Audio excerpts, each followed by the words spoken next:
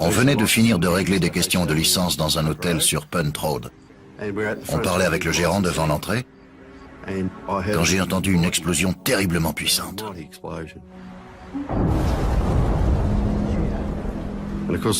Notre première réaction a été de dire « ça gronde ». On a rigolé un peu, mais quand on a regardé vers le ciel, on a vu qu'il était magnifique, c'était une nuit claire et étoilée. Je suis tout de suite allé à la voiture et j'ai appelé par radio le centre de communication.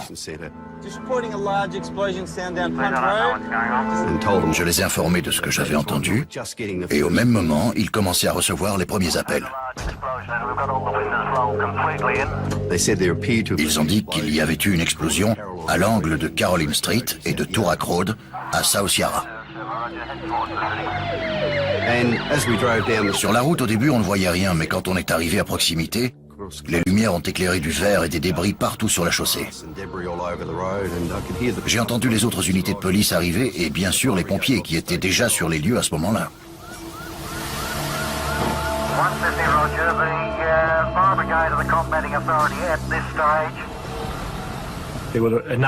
Il y avait plusieurs feux. Beaucoup de magasins avaient subi des dégâts considérables. L'hélicoptère survolait les lieux pour éclairer. Sur la fréquence de la police, on entendait différentes versions. Certains suggéraient qu'il s'agissait d'une explosion due au gaz et d'autres d'une bombe.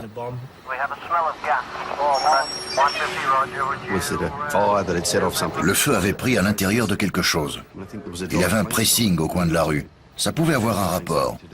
On ne savait pas à quoi on avait affaire à ce moment-là. Au début de toute enquête criminelle, le téléphone arabe est un vrai problème. Au moment où ils arrivent aux oreilles de la police, les témoignages sont visiblement exagérés, alors il faut prendre du recul.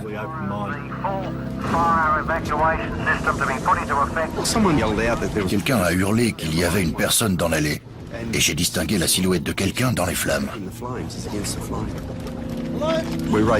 On s'est précipité vers la jeune femme qui était en état de choc. Je me souviens qu'elle était à peine capable de nous parler. Elle nous a quand même dit qu'elle était étudiante à l'université et qu'elle était en train de réviser dans l'un des bureaux en haut.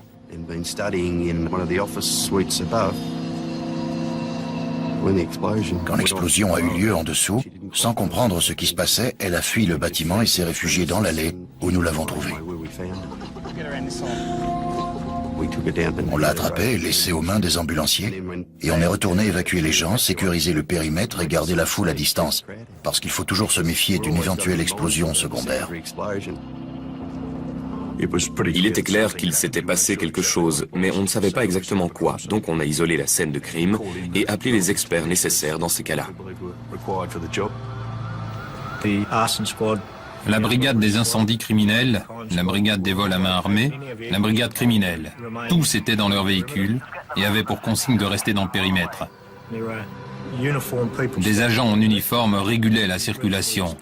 Et comme ils étaient assez exposés, on les protégeait parce qu'on ne savait toujours pas si c'était un acte criminel, ni si les criminels étaient encore sur les lieux. Le groupe d'intervention spéciale avait beaucoup de travail pour sécuriser la scène de crime.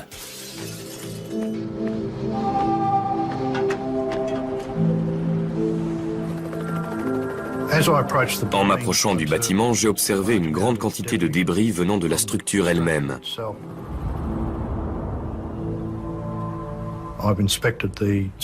J'ai inspecté le petit magasin qui avait subi des dommages considérables et vu les dégâts. Je pouvais assurer avec certitude que l'explosion s'était produite derrière le magasin, car tous les débris avaient été propulsés vers Caroline Street.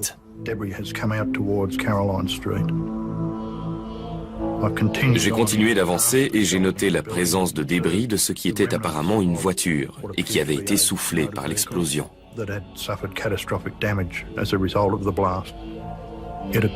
La voiture avait dû se trouver soit au-dessus, soit juste à côté de l'explosion. Ou alors l'explosion s'était produite à l'intérieur du véhicule. Tout laissait penser à un attentat à la bombe. Ça ne ressemblait pas du tout à ce qui se passe quand le réservoir GPL d'une voiture explose. J'avais déjà vu d'autres explosions de véhicules. Donc en me fiant à mon expérience, pour moi, il s'agissait d'un acte criminel.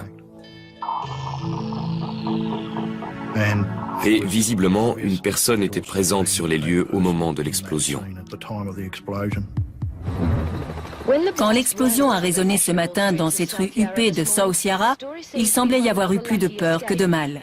Une jeune femme de 22 ans qui étudiait au 3e étage du bâtiment qui en compte 5 s'en est tirée avec une simple égratignure à la main, mais en fin de matinée, l'affaire a pris une nouvelle tournure, cette fois tragique. Le directeur adjoint de la police criminelle, Paul Delanus, a annoncé que des restes humains avaient été trouvés dans les décombres.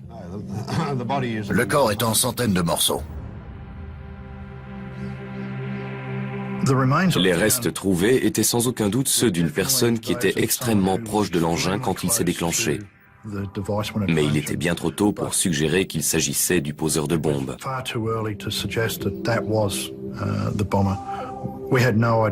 On n'en savait rien, il pouvait s'agir de la cible. C'était peut-être sa voiture et l'engin s'était déclenché quand il était monté dedans. Il avait de toute évidence un rôle dans l'affaire, mais lequel, il était trop tôt pour le dire. Bien sûr, quand on a su ça, l'affaire a pris une autre dimension. Il y avait eu meurtre. Une voiture a été pulvérisée sous l'effet d'une explosion d'une puissance extraordinaire. Et un homme, vraisemblablement le poseur de bombes, a été déchiqueté. Des magasins et des bâtiments alentours ont été sérieusement endommagés. Parmi eux, des bureaux officiels attirent l'attention des enquêteurs. Ils sont situés au premier étage d'un immeuble 44 Caroline Street. Une réunion a eu lieu, au cours de laquelle nous avons été informés qu'on présumait qu'il s'agissait d'un attentat à la bombe et que le bâtiment visé était le consulat turc. Des agents du renseignement nous ont dit qu'à ce stade de l'enquête, il fallait probablement chercher notre suspect du côté des Arméniens.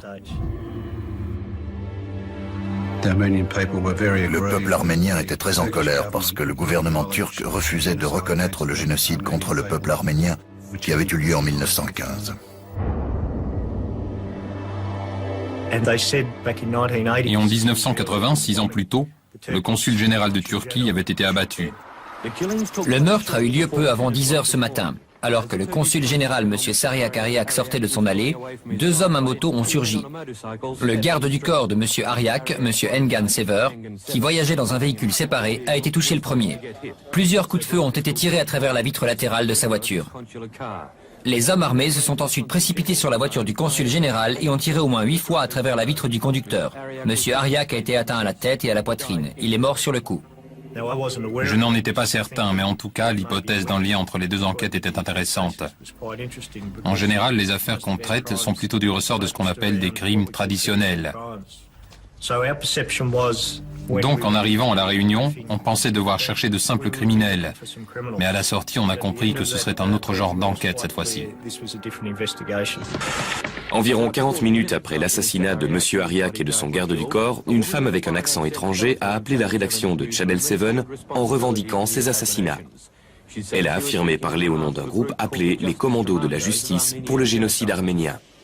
L'opération en Australie a été menée par des révolutionnaires arméniens et les révolutionnaires arméniens peuvent frapper n'importe où.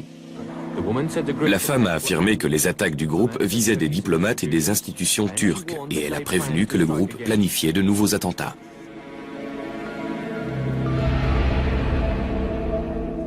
Quand on est arrivé au premier étage qui abritait les bureaux du consulat turc, les dégâts étaient sévères, plutôt extrêmes. S'il y avait eu des personnes dans cette zone au moment de l'explosion, il ne fait aucun doute que les pertes humaines auraient été conséquentes. À ce stade, pensez-vous parvenir à une identification ou est-ce impossible? Pour l'instant, tout n'est que spéculation. Nous avons une équipe spécialiste de l'identification des victimes sur place. Tout ce qu'il est possible de faire pour permettre l'identification du corps sera mis en œuvre. Dans les premières recherches sur la scène de crime, nous nous sommes concentrés sur les indices qui pourraient nous permettre d'identifier assez rapidement cette personne. Il apparaissait clairement qu'il ne fallait pas compter retrouver un doigt pour identifier la victime parce que les morceaux du corps étaient assez petits. Il y avait seulement 2 morceaux d'une certaine taille, les pieds et une jambe du mort. Ça voulait dire qu'il fallait chercher particulièrement de la peau sur les paumes de la main. C'est ce qui est utilisé dans le monde entier pour relever les empreintes des personnes et les identifier. Les membres des commandos de la justice pour le génocide arménien ont-ils frappé à nouveau? S'ils veulent avoir une chance de mettre le réseau hors d'état de nuire, les enquêteurs doivent impérativement identifier le cadavre du poseur de bombes. Tandis que les experts recueillent des parcelles de sa peau, des techniciens de scène de crime découvrent dans les décombres un indice prometteur. Dans les tonnes de gravats enlevés et examinés, on a retrouvé des fragments du détonateur et du mécanisme de retardement. C'était un détonateur au mercure. C'était un dispositif assez sophistiqué. Les choses devaient se dérouler ainsi. La bombe devait d'abord être armée, après il fallait mettre le détonateur au mercure dans la bonne position, et d'ailleurs il ressemblait à un dispositif anti-parasite. Donc si quelqu'un le déstabilisait ou déplaçait le véhicule, cela activait la bombe. Nous pensions que les restes humains trouvés sur la scène de crime étaient en fait ceux du poseur de bombes. Il est très probable que cette personne n'ait pas su comment le dispositif fonctionnait en détail. En d'autres termes, ce n'était probablement pas elle qui l'avait fabriqué. Celui qui avait fabriqué cet engin aurait dû savoir qu'il fallait le placer sur une surface plane. Donc la personne qui a posé cette bombe n'était probablement qu'un messager.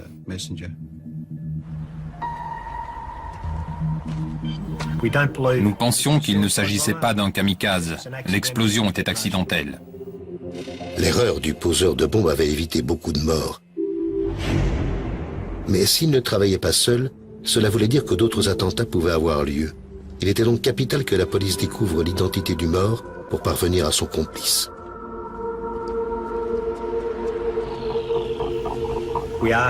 Nous avons demandé aux agents qui ont tenu cette réunion à notre intention de quel côté nous devions commencer par chercher. Et l'un d'eux nous a conseillé de chercher un nom se terminant par IAN.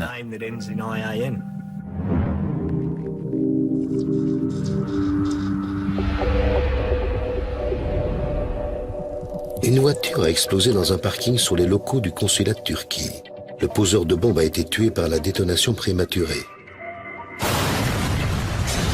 Rien n'a résisté au souffle de l'explosion. Les restes de la voiture ont été propulsés dans les allées de chaque côté de la structure. L'un des membres du groupe d'intervention spéciale nous a contactés. Ils avaient retrouvé une plaque d'immatriculation abîmée. Ça nous a donné une première direction à suivre.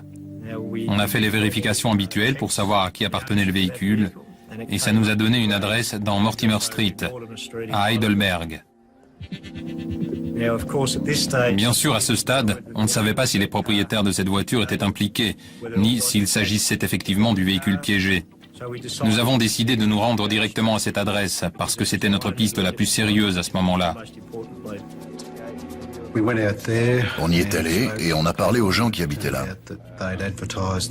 Il se trouve qu'ils avaient mis une annonce pour vendre leur voiture et vers midi le samedi précédent l'attentat, un homme était venu, avait jeté un œil rapide sur la voiture et l'avait achetée et était reparti avec. Malheureusement, les vendeurs ne pouvaient pas nous donner beaucoup d'informations. La seule description qu'ils ont pu nous donner de l'homme à qui ils avaient parlé est qu'il était de type oriental. Il n'avait ni nom ni adresse. Il devait régler la paperasserie plus tard. Donc la piste ne nous menait pas bien loin. Bien que la rue de banlieue où la voiture piégée a été achetée se trouve éloignée du consulat général de Turquie, elle n'en devient pas moins une scène de crime secondaire. Les inspecteurs de la police criminelle espèrent y découvrir de nouveaux éléments qui permettront d'identifier l'acheteur du véhicule. Je crois que c'était 2 ou 3 maisons plus bas. J'ai demandé aux occupants de cette maison s'ils avaient vu quelque chose d'inhabituel ce jour-là, et ils ont répondu que oui.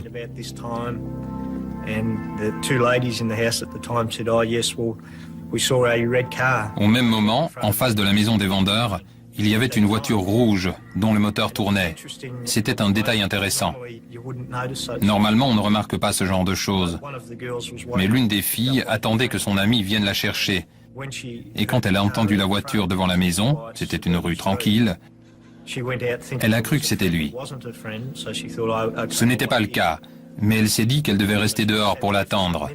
Elle est restée assise pendant plusieurs minutes dehors, en regardant cette voiture dont le moteur tournait, ce qui est plutôt suspect. Elle n'a pas été capable d'identifier la personne dans le véhicule, mais a donné une description précise de la voiture. C'était une berline rouge, Holden Commodore, et soit elle était neuve, soit elle était tellement lustrée qu'elle paraissait neuve. Peut-être une voiture de location. Le rapprochement entre ces deux événements est évident, et il ne peut s'agir d'une simple coïncidence. Le premier homme était-il l'infortuné messager et le deuxième son complice? Pendant qu'on faisait du porte-à-porte et qu'on recueillait des témoignages, d'autres enquêteurs nous ont informé qu'ils avaient récupéré un portefeuille sur la scène de crime qui contenait un ticket de bus avec un nom dessus, Jacobsen. Il indiquait que le voyageur était arrivé à Melbourne tôt le samedi matin.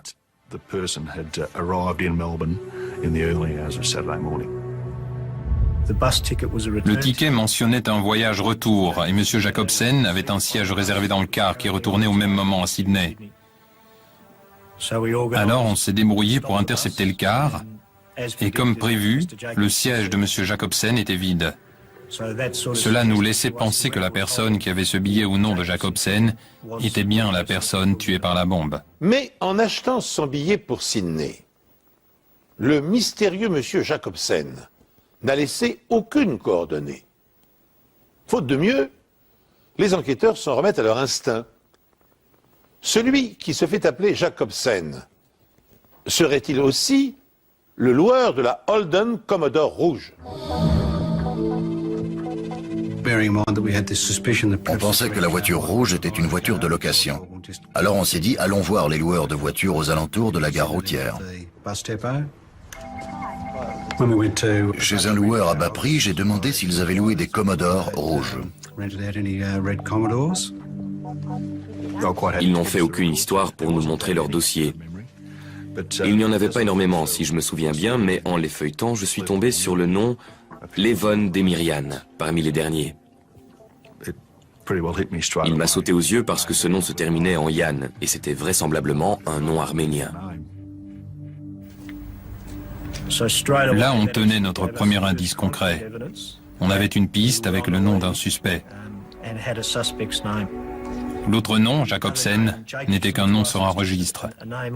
On avait donc deux noms, mais un seul était bien réel, et il fallait qu'on commence à chercher celui qui le portait vraiment. Évidemment, on a pensé que Jacobsen et Demirian pouvaient être une seule et même personne, mais on n'en était pas sûr. C'était encore trop tôt pour le dire. On savait qu'il y avait une personne décédée avec un ticket de bus dans sa poche au nom de Jacobsen.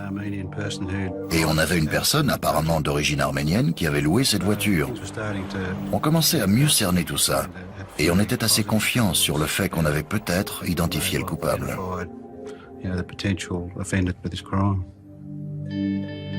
Mais dans le portefeuille retrouvé, un indice va les orienter dans une direction totalement différente. Le détachement spécial chargé d'enquêter sur l'attentat à la bombe du consulat turc a découvert deux noms importants. Un monsieur Jacobsen, qui a voyagé en car de Sydney à Melbourne, et un monsieur Demirian, dont le nom se termine par les fameuses lettres IAN. Mais ces noms ne font-ils qu'une seule et même personne? Dans le portefeuille, on a trouvé une note avec le nom Queen's Lodge Motel inscrit dessus. Or, la personne qui avait loué la voiture rouge sous le nom de Levon Demirian avait donné comme adresse le Queen's Lodge Motel. On est donc allé au motel poser des questions. Le portier de nuit a pu nous dire que Demirian ne résidait plus là. Il l'avait vu quitter l'hôtel vers 1h du matin le dimanche.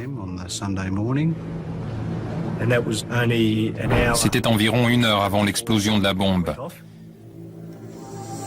Et on l'a vu revenir au Queen's Lodge entre 3h et 3h15 la même nuit. Il nous a également dit qu'en revenant à l'hôtel à 3h, il avait demandé qu'on le réveille vers 6h du matin, je crois. Il est parti peu après ça. En partant, il a laissé les clés de la Commodore rouge à la réception.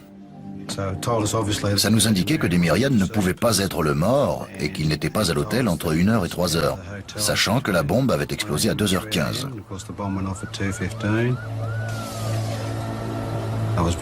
Pour moi, cela constituait une preuve vraiment cruciale. Nos recherches ont révélé que Levon Demirian résidait en Nouvelle-Galles du Sud. Il n'y avait aucun casier judiciaire à ce nom, ni dans l'État de Victoria, ni en Nouvelle-Galles du Sud. Mais les agents du renseignement avaient établi qu'il était impliqué dans des organisations liées au groupe arménien.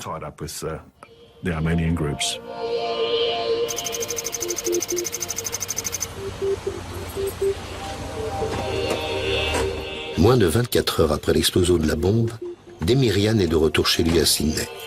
Des officiers de surveillance sont sur place. Si la bombe s'était déclenchée le lundi matin comme prévu, c'est ici qu'il se serait trouvé et personne n'aurait fait le rapprochement. Mais la bombe a explosé prématurément et une piste a conduit la police à sa porte.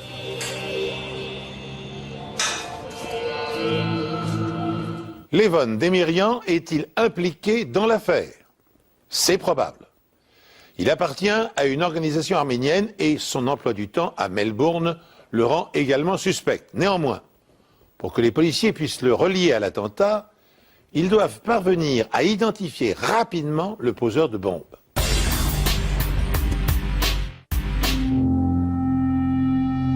En explorant la scène de crime, j'ai repéré un certain nombre de lambeaux de peau.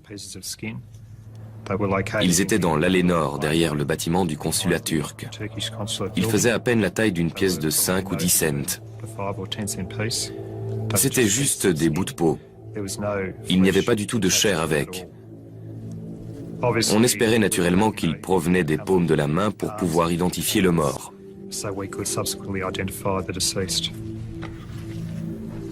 Il n'a pas été difficile d'obtenir une empreinte. Il a suffi de tremper la peau dans de l'encre et de l'appuyer sur une feuille de papier. Les empreintes étaient assez nettes et contenaient suffisamment de marqueurs pour une identification formelle. En 1986, la technologie informatique n'est pas encore très utilisée. Les experts en empreintes ont besoin que les enquêteurs leur donnent d'abord un nom pour explorer ensuite leurs fichiers dans l'espoir que le suspect y soit répertorié. À ce stade de l'enquête, ce nom est donc d'une importance capitale. On a été informé que M. Demirian s'était rendu dans une agence de voyage le lundi matin et avait réservé un billet d'avion pour Beyrouth. En outre, il avait rasé sa barbe, ce qui a bien sûr renforcé nos soupçons.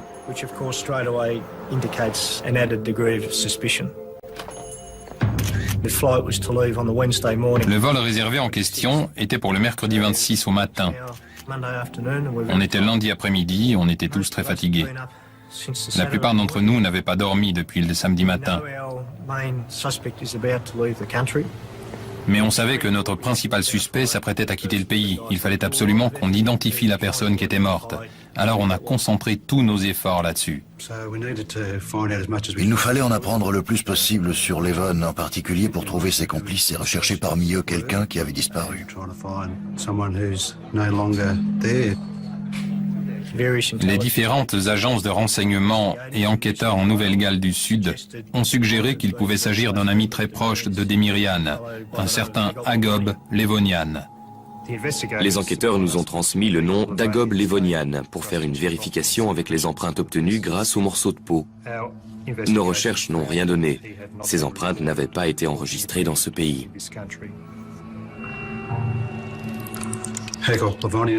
Agob Levonian était un père de famille tranquille, qui travaillait comme sertisseur en joaillerie. Il n'avait pas de casier judiciaire. Nous avons parlé à ses collègues qui, en gros, ont corroboré ce qu'on savait déjà, à savoir que c'était un homme assez affable, paisible, mais juste avant l'attentat, il s'était montré légèrement agité.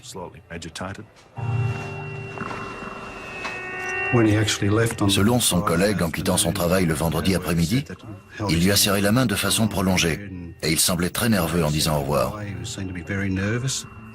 Il n'a pas juste dit à bientôt ou quelque chose comme ça.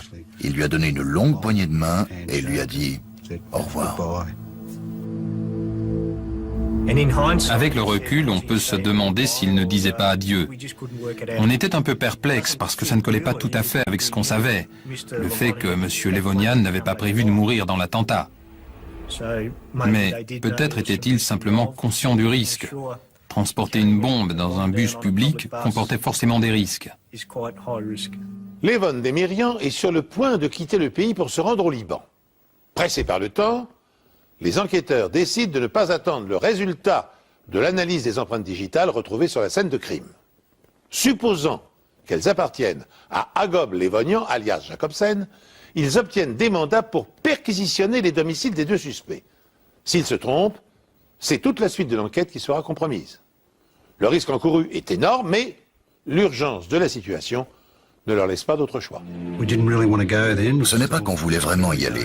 Il était encore tôt dans l'enquête, la scène de crime n'avait pas encore été examinée à fond et on n'avait pas collecté énormément d'éléments et de matière à analyser. Mais si nous avions attendu, il aurait peut-être fui le pays entre-temps. Et une fois au Liban, nous ne l'aurions jamais revu. Les médias étaient très présents. Beaucoup montraient du doigt la communauté arménienne. Alors on a décidé d'exécuter la commission rogatoire le lendemain matin. Les perquisitions ont démarré à l'aube. Des dizaines de policiers de Nouvelle-Galles du Sud et de Victoria et d'agents fédéraux ont convergé vers 3 adresses au nord de Sydney et une à Canberra. Leur objectif, arrêter un groupe d'Arméniens soupçonnés d'avoir commis un attentat à la bombe dimanche dernier au consulat de Turquie sur Toorak Road. Nous avons saisi énormément de preuves. Il y avait un petit cahier avec dedans l'adresse du consulat turc à Melbourne, 44 Caroline Street, avec le nom des membres du personnel. Nous avons trouvé beaucoup de gadgets et de composants, de fils qui étaient similaires à ceux utilisés pour la bombe à Melbourne. Dans un tiroir, on est tombé sur une note d'un restaurant, le Pitt Restaurant. Et dessus figurait le nom du Queen's Lodge Motel et un numéro de téléphone. Dans le coin en bas à droite était inscrit le numéro 13. Ce qui était important là-dedans, c'est que dans le portefeuille découvert sur la scène de crime se trouvait le double de cette facture. Je crois qu'à ce moment-là, on a été soulagés parce qu'avec ce document, on a eu le début de connexion qui nous manquait. Une autre unité de police a perquisitionné ce restaurant de Lane Cove appartenant à l'un des Arméniens d'Epping, saisissant des documents et d'autres objets. La police scientifique explore maintenant les lieux pour trouver un lien avec la bombe de Melbourne. Les détonateurs et les explosifs étaient les mêmes que ceux utilisés dans la bombe à Melbourne. En fouillant le restaurant, nous sommes tombés sur un catalogue de vacances dans lequel était entouré l'hôtel Queen's Lodge. C'était une preuve de plus reliant Levon Demirian aux explosifs et au Queen's Lodge Motel. Cet après-midi, 3 mandats d'extradition ont été émis par l'État de Victoria à l'encontre de Levon Demirian, 34 ans, vivant à Epping. Il paraîtra demain devant le tribunal central de Sydney pour répondre de 3 accusations. Conspiration avec intention de nuire à autrui, dommages volontaires sur des biens et usage d'une substance explosive. Il a été emmené en détention. Peu après, je l'ai interrogé. Levon a admis qu'il était à Melbourne à l'heure du crime.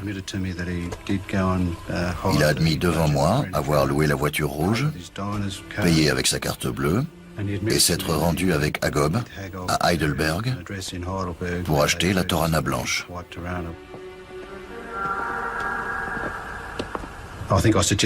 J'ai dû lui suggérer à ce moment-là qu'Agob était peut-être mort. Il est devenu très agité et s'est mis à pleurer. À partir de là, il a insisté pour qu'on lui appelle un avocat, ce qu'on a fait. Et Levon a décidé de ne plus faire aucune déclaration au sujet de l'affaire. De toute évidence, Levon Demirian, le cerveau de l'organisation, ignorait que Levonian, son complice et ami, avait péri dans l'attentat. Alors qu'il décide de ne plus répondre aux questions des enquêteurs, une nouvelle preuve matérielle va parler à sa place. Durant la perquisition au domicile de Demirian, on a trouvé dans la corbeille à papier un duplicata du reçu de carte bleue pour le restaurant. Au dos figuraient 3 adresses. Celle du loueur de voitures au nord de Melbourne, celle de la gare routière. Et la troisième nous a fourni un autre axe intéressant à suivre dans l'enquête. C'était l'adresse du Park Royal Hotel, à Melbourne. Le réceptionniste du Parc Royal Hotel a pu nous dire qu'une personne du nom de Levon Demirian avait réservé une chambre à son nom et qu'il avait payé pour la chambre le dimanche matin après l'attentat. Nous avons aussi découvert que la note de Levon comprenait repas et boissons. Le manager du restaurant nous a indiqué que Levon Demirian y avait mangé la veille de l'attentat, le samedi. Et quand on a parlé à un serveur de service ce jour-là, il a identifié Agob Levonian comme étant l'homme qui était avec lui. Ça établissait clairement que Demirian et Levonian étaient bien ensemble le samedi midi avant l'attentat. Bien que ce soit Demirian qui ait réservé la chambre, notre conviction était que celui qui l'avait occupé était en fait ce monsieur Jacobsen, ou en réalité Agob Levonian. Les recherches sur la scène de crime ont permis de trouver un tout petit morceau de clé dans les décombres d'environ 1 centimètre, là où se trouvait la bombe. Il correspondait exactement aux clés utilisées au Park Royal Hotel.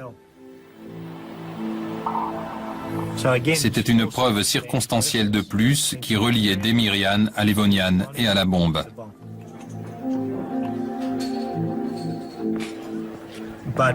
Mais on n'avait toujours pas identifié formellement la victime comme étant Levonian, et il nous incombait de le faire pour le procès. Si on voulait que Levon Demirian soit inculpé, il nous fallait prouver qu'il s'agissait d'Agob Levonian pour que le jury puisse dire que ces deux hommes avaient conspiré pour commettre cet attentat à la bombe. Au domicile de Levonian, une veste de sa penderie correspondait à un échantillon de tissu prélevé sur la scène de l'attentat. Ce qui créait un lien avec la personne qui portait le pantalon coordonné à la veste trouvée chez Levonian.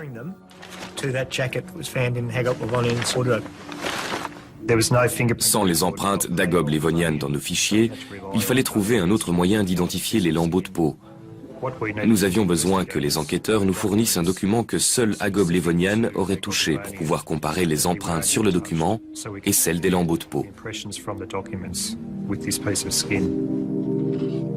De nombreux papiers, documents et livres sont saisis dans l'espoir que l'un d'entre eux comporte une empreinte nette d'Agob Levonian. Ma tâche, c'était de prendre les empreintes à l'encre que j'avais récoltées à partir de la peau et de les comparer aux empreintes sur les documents.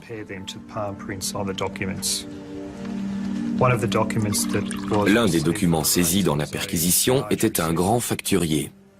Il y avait de bonnes empreintes de paume sur l'arrière des pages des factures parce qu'il était assez épais, et donc, pour le maintenir ouvert, il fallait appuyer sur les pages avec force.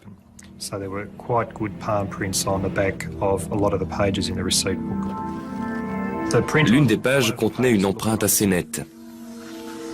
Quand j'ai regardé de près, j'ai compris que le lambeau de peau que j'avais trouvé dans l'allée portait la même empreinte que celle qui était au dos de ce livre de facturation. Il était le seul à utiliser ce facturier. Par conséquent, la personne qui avait explosé avec cette bombe était effectivement Agob Levonian. En 72 heures, les enquêteurs sont parvenus à identifier formellement le poseur de bombes et à réunir un nombre impressionnant de preuves indirectes reliant Levonian à Demirian, les auteurs de l'attentat. Le témoignage d'un garçon de 8 ans, très observateur, va leur permettre de corroborer leurs informations et de boucler définitivement l'enquête. Le 22 novembre, une famille s'est rendue à une fête à la campagne. Ils en étaient repartis tard le soir ou plutôt tôt le lendemain matin. Au retour, leur voiture est tombée en panne d'essence. J'étais dans la voiture avec ma mère. Mon père avait vu une station essence un peu avant dans la rue. Alors il y est parti à pied. Il s'était mis en route quand une Torana blanche s'est arrêtée, égarée juste derrière notre voiture. Un homme en est descendu. Il a ouvert le capot comme s'il avait une panne. Il était plutôt bien habillé, les cheveux raides et longs, à peu près jusqu'aux oreilles. Il portait des lunettes et il avait la peau mate. Je pense qu'il était d'origine étrangère. J'ai trouvé ça étrange parce qu'il avait relevé le capot, mais il ne s'intéressait pas du tout au moteur. Et pas longtemps après, une autre voiture est arrivée dans la direction opposée, a fait demi-tour et s'est garée directement derrière la voiture blanche.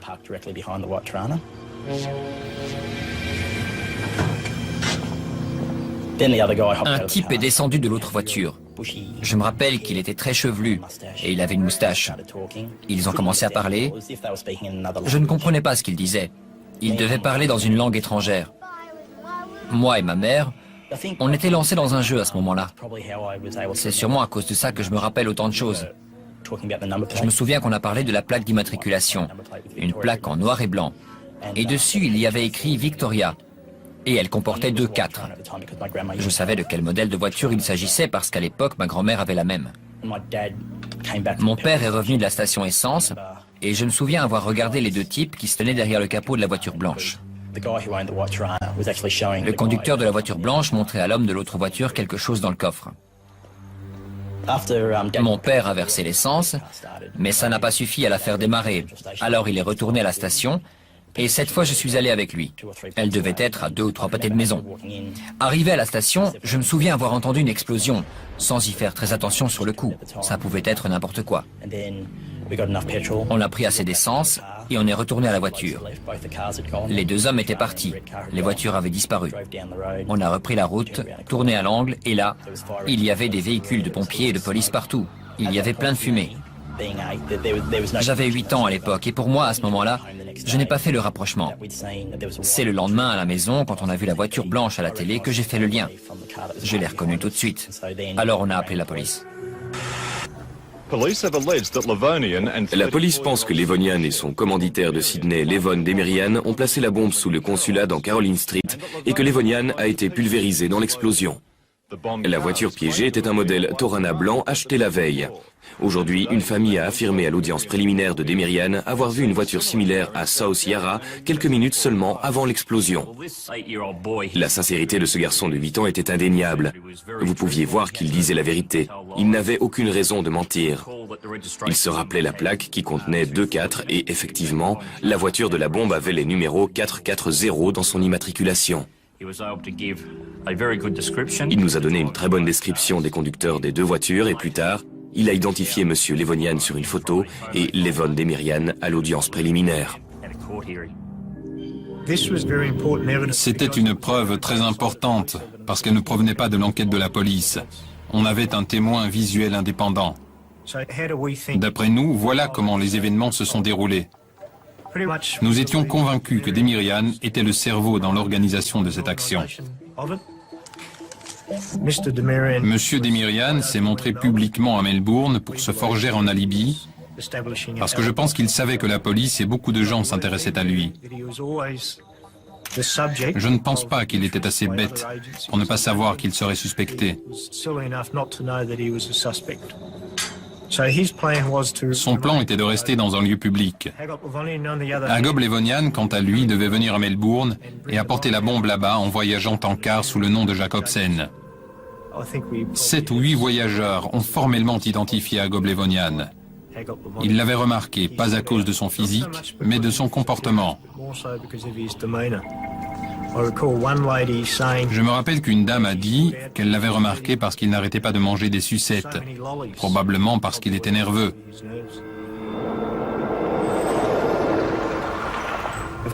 Bien sûr, Levon Demirian a admis avoir loué la Commodore rouge et être allé chercher Agop Levonian à la gare routière. Les inspecteurs sont convaincus qu'après avoir acheté la Torana, les deux hommes ont déjeuné ensemble. C'est probablement en sortant du restaurant qu'ils ont échangé leur voiture. Demirian a alors confié à son ami Agop Levonian le soin de transporter la bombe devant le consulat de Turquie et d'amorcer le détonateur. Ensuite, Agop a pris la Torana blanche et l'a garée derrière le consulat turc.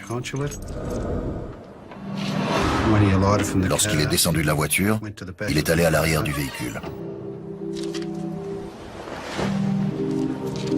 Ensuite, Agop Levonian a placé la bombe dans le sac sur la banquette arrière, mais il ne l'a pas posée à plat. Ou plutôt, il l'a posée à plat, mais la banquette n'était pas une surface plane. Dès qu'il a installé le détonateur dans la bombe, comme la surface n'était pas plane, elle a explosé.